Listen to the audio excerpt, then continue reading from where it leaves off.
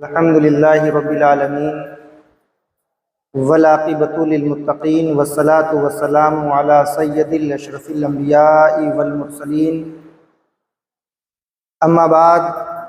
فاعوذ باللہ من الشیطان الرجیم بسم اللہ الرحمن الرحیم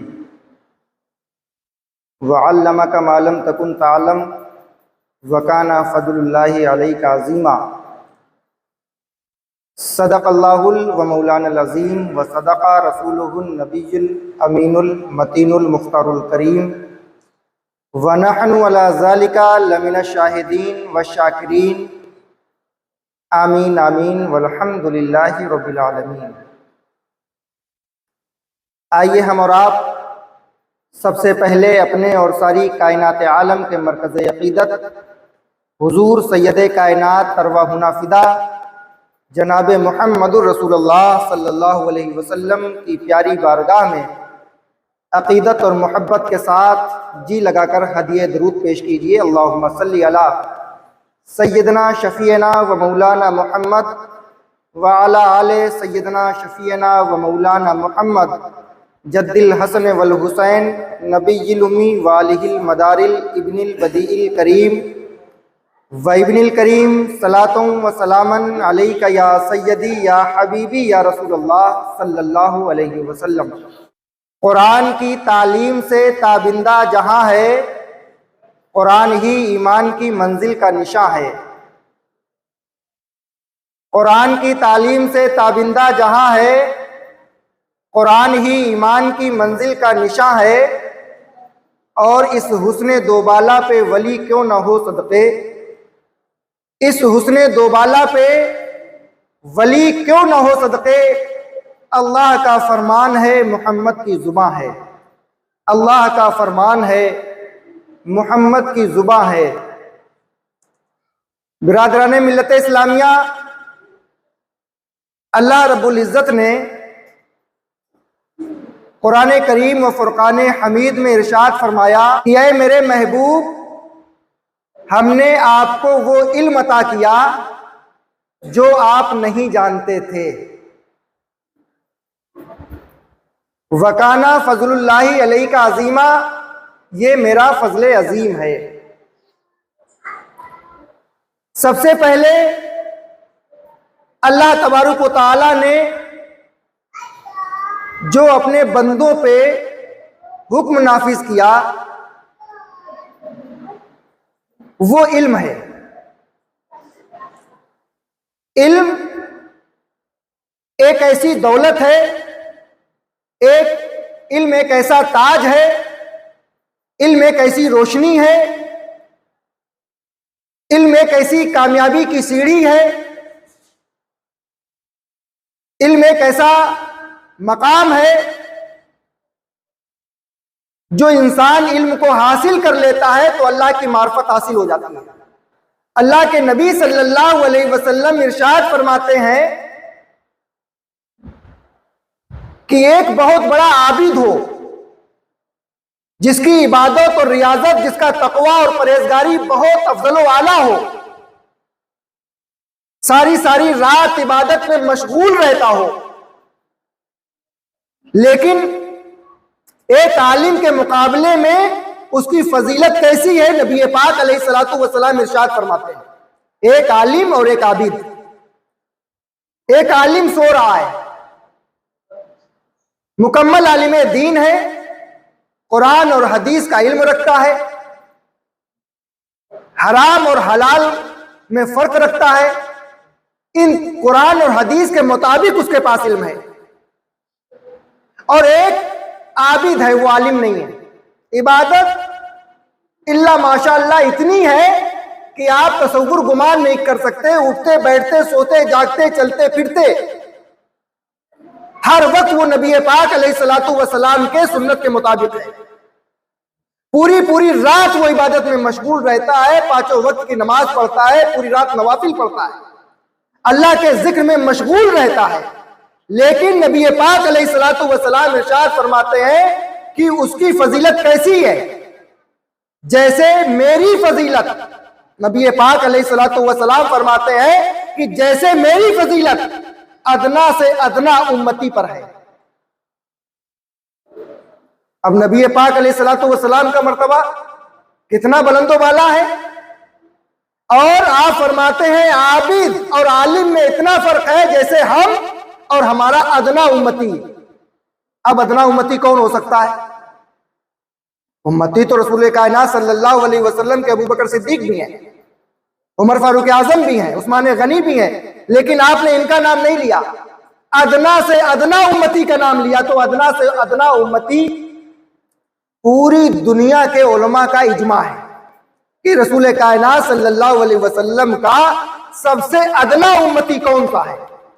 تو نبی پاک علیہ الصلوۃ والسلام نے جو ادنا امتی بتایا، اور تمام علماء کا اجماع ہے اس بات پہ کہ ادنا امتی وہ ہے جس نے نبی کا کلمہ پڑھا،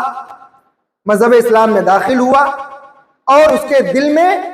ہلکی سی روشنی ہے، ہلکی سی روشنی ہے، اور اس کی پوری زندگی گناہوں میں ملوث ہے، کوئی وہ عمل نہیں کر رہا ہے،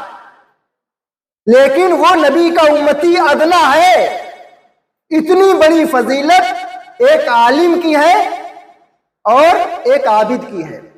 عبادت گزار چاہے جتنا بڑا وہ ہو، لیکن عالم کی فضیلت کو نہیں پہنچ سکتا۔ اور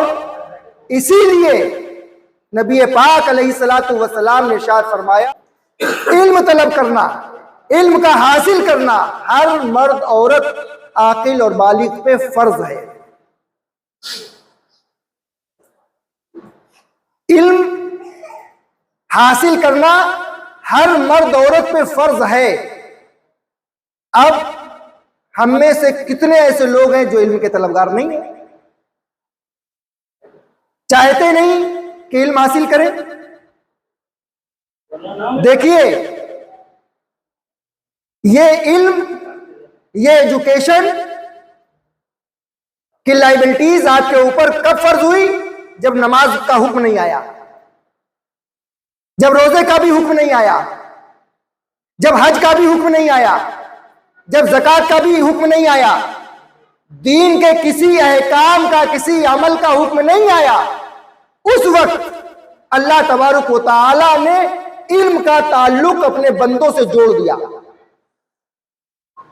سب سے پہلے جو قرآن کی آیت نازل ہوئی، اقرأ بسم ربک الذی خلق، اے میرے محبوب پڑھو اپنے رب کے نام سے،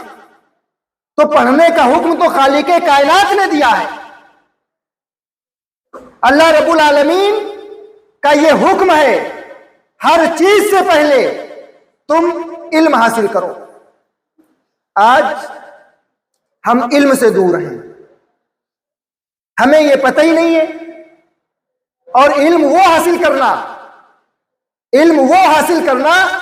فرض ہے جتنی تمہیں ضرورت ہے۔ اگر آپ نہیں حاصل کرتے تو آپ گنہگار ہیں۔ نماز کا نہ جاننا یہ لا علمی ہے، آپ نہیں حاصل کر رہے، آپ نہیں سیکھ رہے نماز کیسے پڑھنی ہے، کن چیزوں سے نماز فاسد ہو جاتی، کن چیزوں سے نماز ٹوٹ جاتی ہے، غسل کا طریقہ، وضو کا طریقہ، نماز کا طریقہ، آداب زندگی، گھر میں کس طرح سے رہنا چاہیے، ساری تعلیموں کو اتنا حاصل کرنا جتنا حرام اور حلال میں تمہیں فرق معلوم ہو جائے، اور کن چیزوں سے مذہب اسلام روکتا ہے، کون سا ایسا علم ہے جن چیزوں سے مذہب اسلام روکتا ہے، جس میں کفر اور شرک ہو، جسے فلم انڈسٹریز کی لائن ہے، ناچ گانے کا کام ہے، جتنے بھی ایسے کام ہیں جو اللہ کو ناپسندیدہ ہیں۔ دین جن چیزوں کے لیے منع کرتا ہے ان کاموں کا سیکھنا اور کرنا قطعی طور پہ حرام ہے۔ یہ علم ہے، یہ جو اللہ نے نبی پاک علیہ الصلوۃ والسلام کے ذریعے ہمیں اور آپ تک وہ پیغام پہنچا ہے۔ اور علم حاصل کرنا آسان بھی ہے، مشکل بھی ہے۔ اگر انسان کے دل میں عشق ہے، اگر اس کے دل میں محبت ہے تو وہ علم حاصل کر لے گا، اور جس کے دل میں عشق نہیں ہے وہ نہیں حاصل کرتا۔ 60 سے 70 سال کی عمر کے بیچ میں ایک شخص تھا غیر مسلم، یونائٹڈ کنگڈم، وہ تمام لوگوں کو اپنے مذہب کی تعلیم دیتا، لیکن ایک عالم دین سے جب ملاقات ہوئی تو انہوں نے مذہب اسلام کے بارے میں بتایا، اس کی خوبصورتی، اس کی اچھائیاں، تو انہوں نے ان کے ہاتھ پہ کلمہ پڑھا، مسلمان ہوئے، اور قرآن اور حدیث اور دین اسلام کا کوئی علم نہیں تھا، لیکن 60 سے 70 سال کی عمر میں UK میں اس نے درس نظامی میں داخلہ لیا، 8 سے 10 سال میں وہ عالم بنا، اور مسجد میں تمام لوگوں کو درس و تدریس کا، تفسیر کا علم دیا۔ اس کے بعد اس کا انتقال ہوا۔ اب پڑھنے لکھنے کی کوئی عمر تو ہوتی نہیں، اگر کسی انسان کے دل میں جذبہ ہو اور سیکھنے کا شوق ہو تو کون نہیں حاصل کر سکتا۔ ایک نوجوان کے دل میں عشق ہوا کہ ہم علم دین حاصل کریں، اور اس کے شہر میں کوئی عالم دین نہیں تھا، اس نے ایک کشتی کو ہائر کیا، اس کے بعد کشتی پہ سوار ہوا، اس کے بعد امام احمد بن حنبل کے شہر میں پہنچا۔ راستے میں جو کشتی چلا رہا تھا وہ راستہ بھول گیا، چاروں طرف پانی نظر آ رہا، سمندر۔ اس نے یہ سوچا کہ اب ہماری موت واقع ہو جائے گی، اب ہم خشکی والی زمین نہیں دیکھ پائیں گے، لہذا پلک جھپکتے اللہ کا کرم ہوا، فضل ہوا کہ وہ ساحل پہ پہنچ گیا۔ امام احمد بن حنبل جس شہر میں رہتے تھے اس شہر میں پہنچا تو اسے راستے میں ایک شخص ملا، اس نے کہا بھائی آپ کون ہیں، کیا ہیں، کہاں سے آئے، عجیب حالت ہے، پورے کپڑے پہ گرد و غبار بھیگے، عجیب الجھے ہوئے بال، گرد و غبار لگی ہوئی۔ کہا ہم امام احمد بن حنبل سے علم حاصل کرنے کے لیے آئے۔ کہا امام احمد بن حنبل کو بادشاہ نے گھر کے اندر قید کر دیا ہے، کوئی بھی آدمی امام احمد بن حنبل سے نہیں مل سکتا، نہ وہ کسی سے مل سکتے۔ اس نے یہ راستہ اختیار کیا کہ ہم آ تو گئے ہیں امام احمد بن حنبل کے شہر میں، لیکن ہمیں علم حاصل کرنا ہے۔ جوش اور جذبہ دیکھیے، جذبات دیکھیے کہ ایک شخص سے کہا کہ ہمیں امام احمد بن حنبل کا گھر بتا دو، کہاں پہ گھر ہے؟ تو اس نے کہا کہ اگر ہم آپ کو ساتھ میں لے کے گئے اور کسی کو یہ خبر لگ گئی کہ یہ امام احمد بن حنبل کا گھر بتایا تو ہمیں بھی قید کر دیا جائے گا، ہمیں بھی بادشاہ کی طرف سے سزا دی جائے گی۔ لیکن اس نے یہ کہا کہ آپ ہمارے ساتھ چلیں، ہم اتنی دور سے آئے ہیں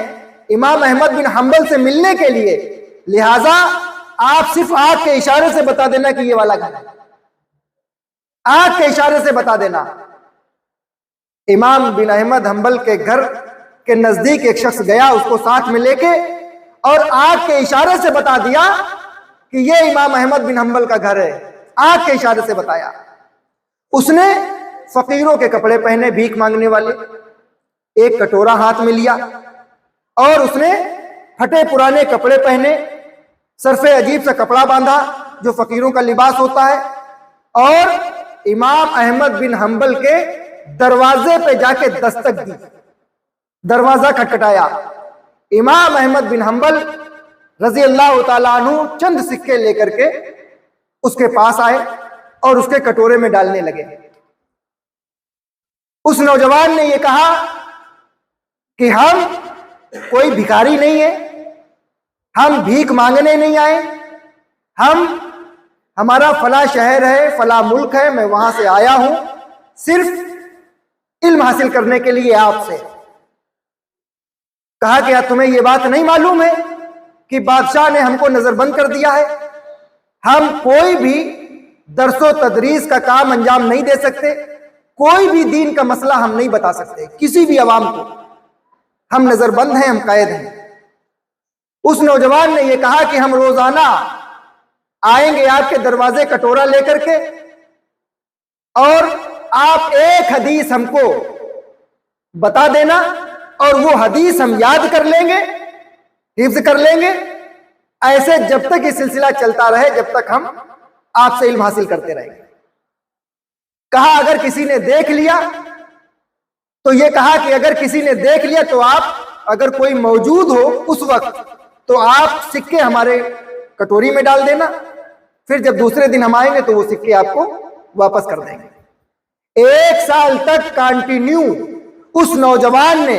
امام احمد بن حنبل کے دروازے پہ جا کر کے اسی طرح علم دین حاصل کیا، 1 سال تک۔ یہ جذبہ، یہ شوق تھا اس دور کے نوجوانوں کے اندر۔ اس کے بعد وہ بادشاہ کسی خطرناک مرض میں مبتلا ہوا، اس کا انتقال ہوا۔ اس کے بعد جب ان کا دوسرا بیٹا بیٹھا تو وہ بہت زیادہ امام احمد بن حنبل سے محبت کرتا تھا۔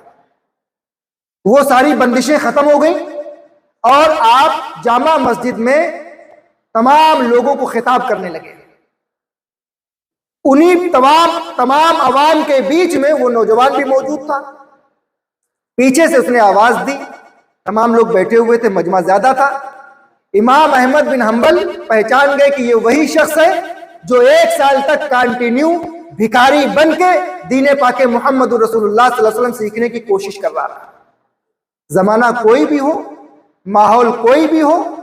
لیکن آج یہ دور ہے کہ ہمیں قرآن فری میں سیکھنے کو مل رہا ہے، حدیث کا علم ہم کو فری میں مل رہا ہے، لیکن جن کے اوپر کوڑے چل رہے تھے، جن کو سزائیں دی جا رہی تھیں، جن کو قرآن کے پڑھنے سے روکا جا رہا تھا، جن کو حدیث پاک محمد رسول اللہ سے روکا جا رہا تھا، تب وہ لوگ پھانسی پہ چڑھ گئے، کوڑے کھا لیے، ظلم و ستم برداشت کیا، لیکن اپنے وقت کے بہت بڑے محدث اور بہت بڑے فقیہ بنے، بہت بڑے عالم دین بنے۔ حضرت امام غزالی رحمت اللہ تعالی علیہ امت مسلمہ کے اندر بہت بڑا بلند و بالا مقام ہے۔ امام غزالی علیہ رحمہ 2 بھائی ہیں اور ان کے والد کی یہ تمنا تھی کہ ہم اپنے بیٹے کو عالم دین بنائیں، مفتی بنائیں، قاری اور حافظ بنائیں۔ یہ امام غزالی علیہ رحمہ کے والد کی سوچ تھی۔ ان کے پاس کچھ پیسہ تھا اور بیمار رہنے لگے۔ جب ان کا وقت آیا انتقال کا تو انہوں نے اپنے دوست کو بلایا اور بلانے کے بعد جو دولت تھی، جو پیسہ، جو سرمایہ تھا ان کے پاس، وہ اپنے دوست کو دیا اور دینے کے بعد یہ کہا کہ ہماری تمنا، یہ آرزو ہے کہ ہمارا ایک بیٹا ہے محمد احمد غزالی اور ایک امام غزالی، 2 بھائی ہیں، ہم یہ چاہتے ہیں کہ ہمارے دونوں بیٹے عالم دین بنے، مفتی دین بنے، یہ جو پیسہ ہے آپ ان پہ صرف کر دیں، خرچ کر دیں۔ ان کا انتقال ہو گیا، جو پیسہ تھا ان کے اوپر انویسٹ کیا، خرچ کیا اور ان کو عالم دین کے پاس حصول علم کے لیے بیٹھالا، سکھایا، لیکن وہ پیسہ ختم ہو گیا، جو ان کے دوست کے پاس تھا وہ بھی ختم ہو گیا۔ پھر اس کے بعد انہوں نے کہا کہ اب ہماری استطاعت اتنی نہیں ہے کہ ہم آپ کے اوپر خرچ کر سکیں، لہٰذا مدرسہ ہے، آپ دونوں بھائی مدرسے میں داخلہ لے لیں، اس میں کھانے کا، پینے کا، رہنے کے سارے انتظامات ہوتے ہیں، لہٰذا آپ اس میں داخلہ لے لیں۔ امام غزالی علیہ رحمہ نے اور امام احمد غزالی رحمت اللہ علیہ نے دونوں نے داخلہ لیا، بہترین اپنے وقت کے عالم دین بنے اور انہوں نے امت مسلمہ کے لیے بہت ساری کتابیں لکھی، بہت سارے مسئلے حل کیے، لیکن علم حاصل کیا۔ آج ہمیں اور آپ کو یہ چاہیے کہ ہم اپنی زندگی کے کسی بھی حصے میں علم حاصل کریں، کاروبار بھی کریں، تجارت بھی کریں، بزنس بھی کریں، 24 گھنٹے میں 1 گھنٹہ، آدھا گھنٹہ، 10 منٹ، 20 منٹ، اگر ایک حدیث سیکھ لی، ایک کسی چیز کا علم سیکھ لیا تو دنیا اور آخرت کے لیے آپ کے لیے کامیابی کی ضمانت ہے۔ نبی پاک علیہ الصلوۃ والسلام نے 86 جنگیں لڑی، کتنی؟ 86، با اختلاف روایت، کسی میں اختلاف ہے کہ 100 جنگیں بھی لڑی آپ نے، 100 جنگوں میں شرکت کی، لیکن نبی پاک علیہ الصلوۃ والسلام کا جو فرمان عالی شان ہے وہ یہ ہے کہ بہتر یہ ہے میری نظر میں، نبی پاک علیہ الصلوۃ والسلام ارشاد فرمان، بہتر یہ ہے کہ 86 اور 87 اور جو 100 جنگیں ہم نے لڑی ہیں اس سے بہتر یہ ہے کہ 1 گھنٹہ علم دین حاصل کرنا۔ جنگ میں کتنے لوگ قتل ہوتے ہیں، کتنے شہید ہوتے ہیں؟ جو دین کی طرف سے لڑے گا، جو دین کی طرف سے لڑے گا تو وہ شہید ہوگا۔ شہید کا مرتبہ کتنا بڑا ہے۔ وَلَا تَقُولُوا لِمَن يُقْتَلُ فِي سَبِيلِ اللَّهِ أَمْوَاتٌ، شہید زندہ ہیں اپنی قبروں میں، اپنے رب سے رزق بھی پا رہے ہیں، لیکن ان سے بہتر کیا ہے؟ نبی پاک علیہ الصلوۃ والسلام فرماتے ہیں کہ ایک باپ علم دین سیکھنا، اور زندگی کا کوئی بھی حصہ ہو، کوئی بھی مرحلہ ہو، کوئی بھی عمر ہو، نبی پاک علیہ الصلوۃ والسلام ارشاد فرماتے ہیں کہ علم حاصل کرنے کی غرض سے اگر کوئی شخص اپنے گھر سے نکلتا ہے تو فرشتے اس کے لیے پر بچھا دیتے ہیں۔ دنیا کے لوگوں کا استقبال میٹ اور تمام طرح سے استقبال ہوتا ہے نا، لیکن جو نبی کا دین سیکھنے کے لیے عمل کر رہا ہے، جا رہا ہے کسی عالم دین کے پاس سیکھنے کے لیے یا کسی مفتی کے پاس، تو فرشتے پر بچھائے ہوئے ہیں۔ اگر مر گیا، انتقال ہو گیا تو سیدھے جنت میں جائے گا۔ اللہ رب العزت کی بارگاہ میں دعا ہے مولا تبارک و تعالی اپنے پیارے محبوب مکرم صلی اللہ علیہ وسلم کے صدقے طوفیل میں ہمیں اور آپ کو سب کو کہنے سننے سے زیادہ عمل کی توفیق عطا فرمائے۔